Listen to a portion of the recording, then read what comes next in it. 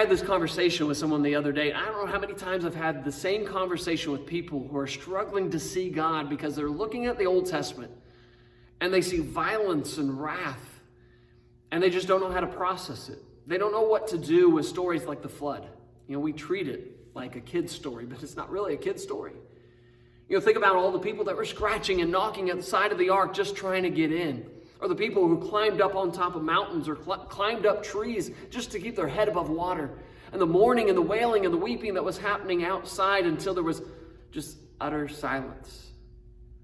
Or stories about Nadab and Abihu who were struck dead on the spot because they offered strange fire.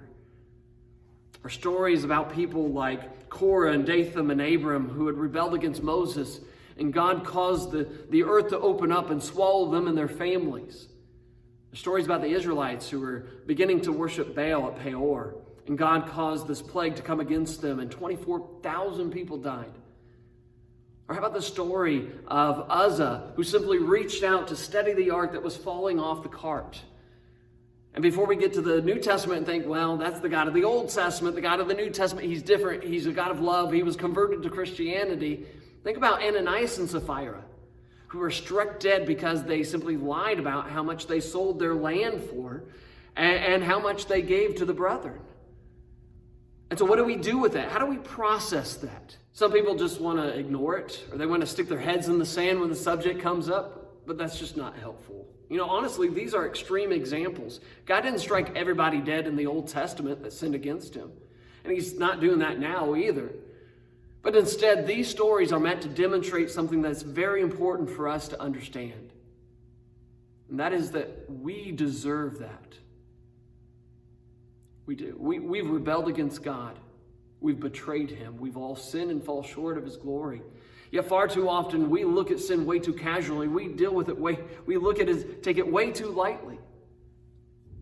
The truth is that God should have reached down a long time ago with his fiery hand and struck us all dead.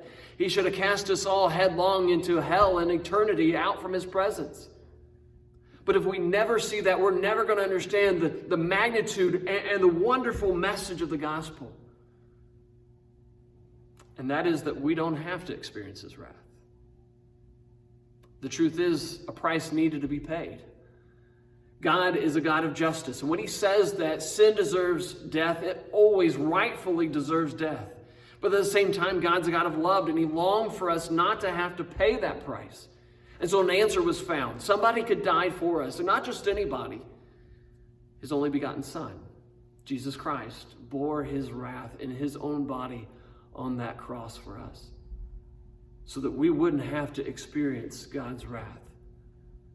And so if we're struggling to see God through the thick of the forest of his wrath, then let's look to the cross and understand the magnitude of what was done for us in that moment, that time. And all that he's asked of us is that we simply stop living for ourselves like we have been, and we start to live for him.